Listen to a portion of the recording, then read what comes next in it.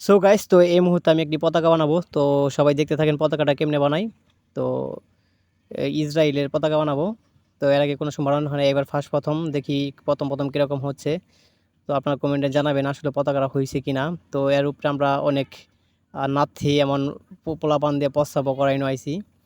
তো সবাই ভিডিওটি দেখতে থাকেন। তো আসলে ওদের পতাকা তো আমাদের যে পায়ের নিচে, এটাই আমরা আসলে এতে আমাদের অনেক ভালো লাগে, কারণ ওদের পতাকা আমরা পায়ের নিচে রাখছি।